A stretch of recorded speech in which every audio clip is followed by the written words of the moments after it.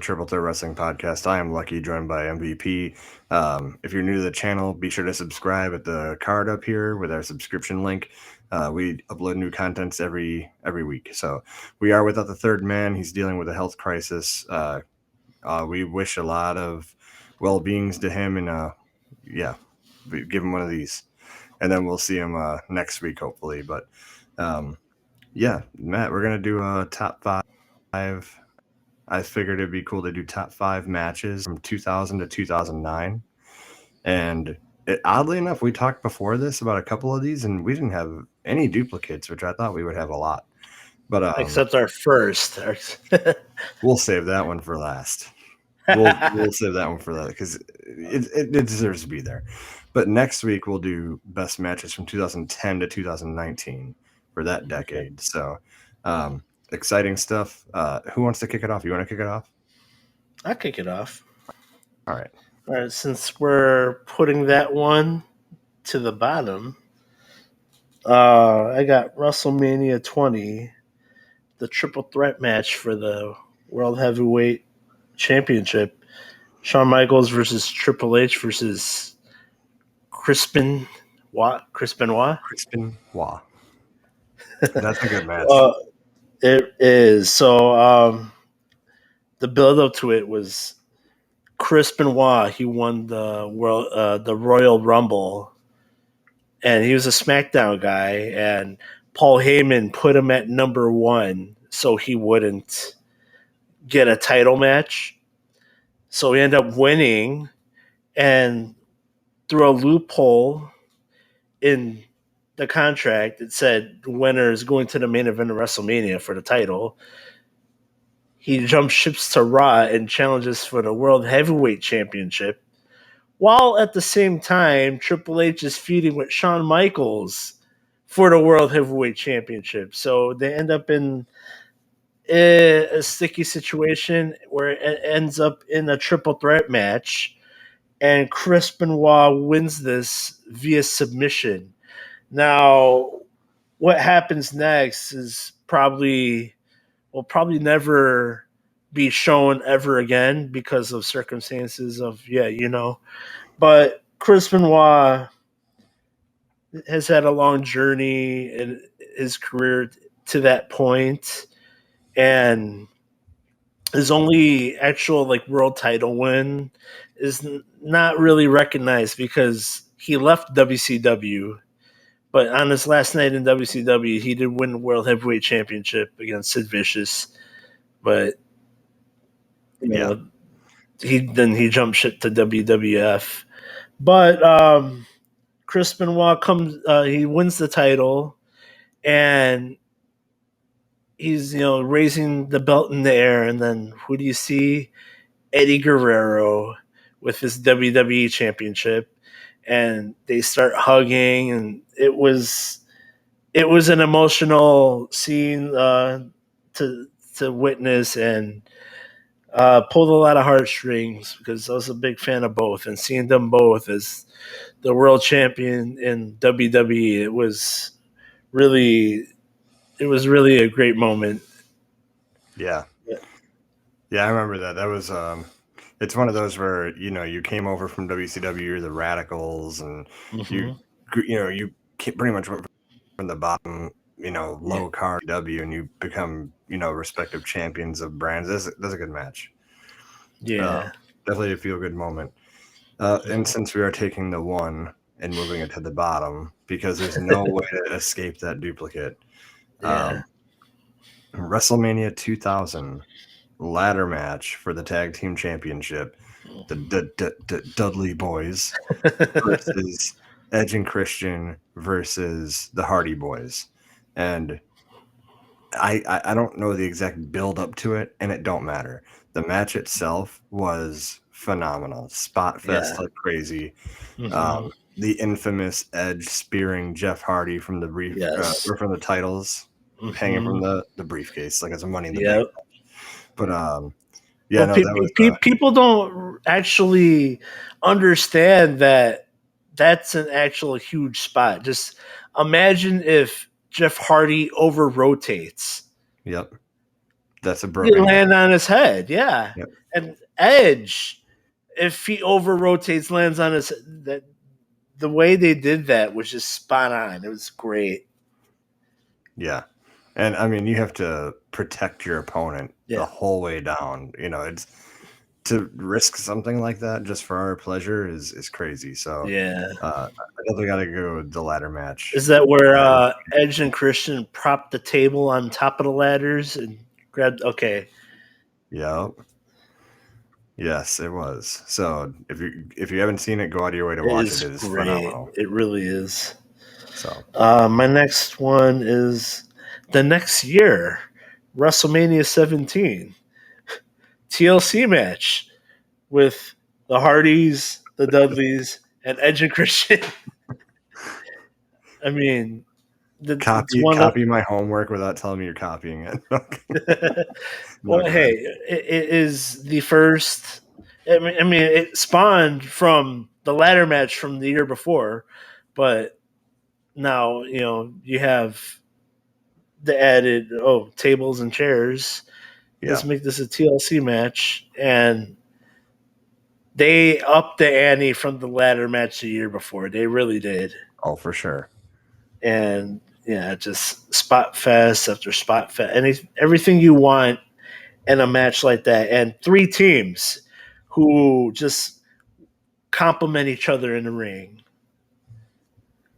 Yeah. I don't need to say more. It's a great match. What was that one? WrestleMania 17? Yes. Yeah. There was a good WrestleMania matches on that card. Yeah. I'm going to go number 2, the 2001 Royal Rumble ladder match for the Intercontinental Championship. Chris Jericho versus Crispin Waugh. I like how that's a thing. And Yeah. these guys put in work in this match. Like you could not have had a better match. There was minimal flaws. And it was not really brutal. It was just a very good technical ladder match between Yeah. two really good wrestlers. And I've watched that match. I think it was last year's the last time I watched it, and I just couldn't believe the work I was watching from both guys. That Mhm. and it was one of my favorite ladder matches I think of that decade, to be honest. Just the way that they did it. So, Mhm. Jericho and Benoit. I'm gonna just have to say, I had him probably on my Mount Rushmore. Crispin Waugh. It's just a shame that a lot of people are coming up now watching wrestling, unless they're actually looking for it.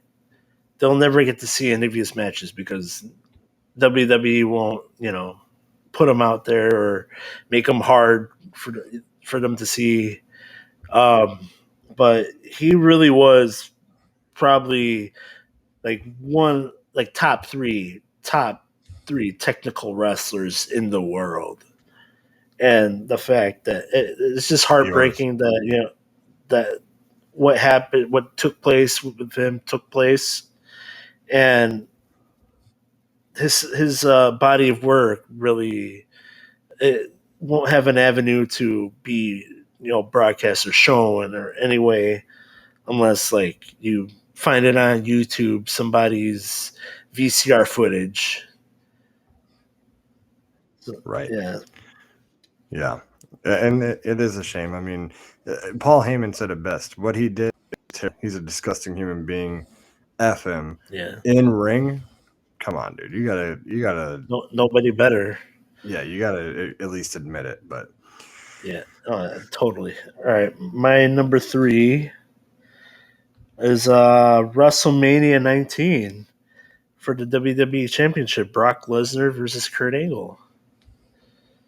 yeah, So the build up was phenomenal. The two collegiate heavyweight champions in wrestling. I think if Brock Lesnar wanted to go the Olympic route, he would have flourished. Um, Going into this, Kurt Angle had a broken neck. Go figure. He had a broken neck, and Originally, he didn't want to have this match done because he wanted to go into surgery. But they're like, hey, we need you. And so he did this and trusted Brock Lesnar to protect him. And he protected him so much that he almost broke his neck doing the shooting star press.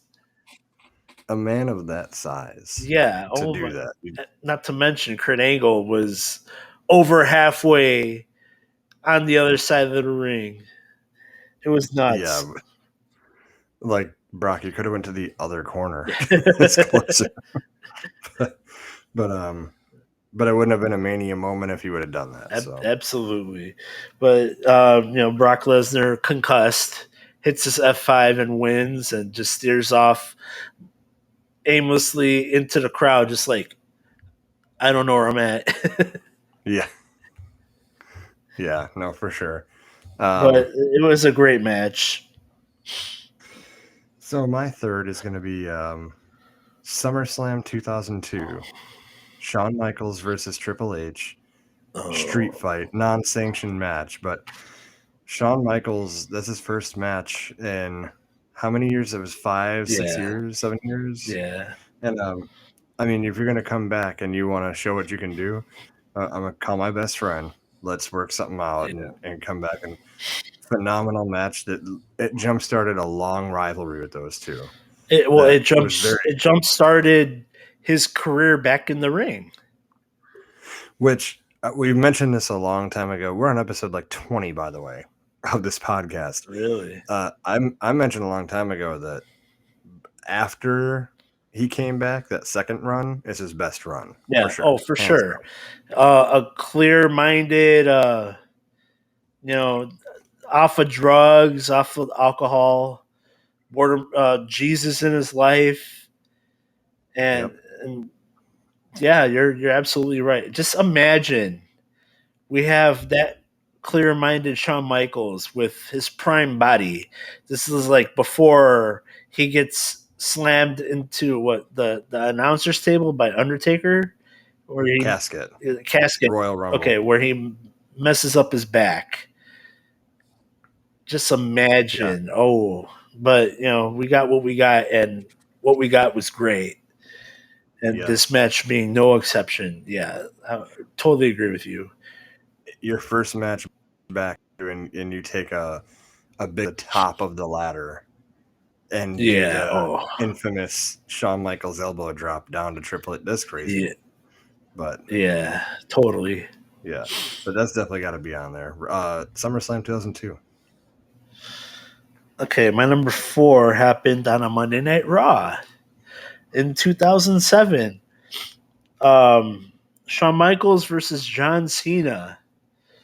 You can't. It just this match ended up being an hour, and this match happened after their WrestleMania match. Forgot which one that was, but yeah, WrestleMania 21. No. The one. All right, 23. Oh yeah, 23. Yeah, 23. So John Cena comes out with the Mustang. They're tag champs, but they faced off for the WWE title. Yeah, this happened after that. It's on record. Chris Jericho was not with the company, and after watching this match, he texts Vince McMahon and saying, "This is an effing match," and that jump started his return to wrestling. Yeah. No, but on Monday Night Raw, like you're giving away a pay-per-view classic for. Oh, absolutely, and that's half the show, where you have to feature all your guys. That was risky business, but I do remember that match as it happened. I want to say the beginning of the match happened, and I'm like, I gotta go walk the dog. So by the time I get back, they're still wrestling. I'm like, Holy! So I just sit down and watch, and I'm just like, they've been going at it for a while. Holy cow! Yeah, that's a solid pick. But yeah. What are we on here? 1, 2, 3. So this is number 4. And number 4. Yeah. Bro, Shawn Michaels versus Ric Flair, WrestleMania 24. Ric Flair's retirement match. The old Yeller match. Yeah. The old that's a heartbreaking way to put it. Yeah, it definitely was. Yeah. And the ending sequence is just wrenching of the heart. I'm sorry, I love you. You got to put him down because he ain't gonna go down. You just got to put him down, and it was a great match. I love that whole match. Doing the chops in the beginning, they were doing like a chop war, and everything about it was good. That's how Ric Flair should have ended his career for sure. Yeah, he tarnished it with this TNA run. Yeah. And then his last match with his son-in-law and against Jay Lethal. And it's like, but why? Like, yeah, I get you love this business, but you in this business, you you crave a storybook ending, like from beginning to end, and your ending. This was it. This was it. That last warrior that just won't go down. Yeah. And then Sean's got to put you down. Like, you got to keep it that way, but that's what it is. But it's still on the list. Okay, number 5. This is our. Should we say it at the same time? WrestleMania 25. Shawn Michaels versus The Undertaker. Yeah. Oh, the Santa Claus poop. Yeah, this was a great match. Yeah. You start with and then I'll finish with highlights. All right, that's how we do this. The entrances. So you have the Undertaker. He's the dark side. The devil, the demon, and you have the white Undertaker, the overgiver. Oh man, like an angel from above. He comes down from the ceiling with his white Undertaker gear, and it's just sets the scene of what's gonna happen next. Yeah. There was only one botch in that whole match. Taker almost wrecked his entire body doing that over the top rope, and he hits the cameraman instead of neck first on the ground. I'm like, oh god, this match is over. But he just gets back up. That was I had that falling out of wrestling we talked about before, where I didn't watch for a little while. Yeah. And knowing that match was happening at Mania, knowing that Taker led a streak, that is the pay-per-view that I started watching again, and I came back into wrestling. I'm watching it with my wife. She liked The Undertaker. She grew up on wrestling when she came here from the Philippines, and I've never seen so many pillows get thrown at the TV during near falls. When like someone kicks out, she's like, "Oh my god!" Like, it's just incredible. But it was from beginning to end just amazing. Like, two of the greatest superstars of our generation, and they just didn't have to have nothing crazy. You don't got to have weapons. You don't have to have. No. It's a straight up match, and it was perfect. Yeah. I feel like that was even like the first time in a few years that anyone kicked out of the Tombstone Pile Driver. That move was so heavily protected, and they used that near fall perfectly. They did.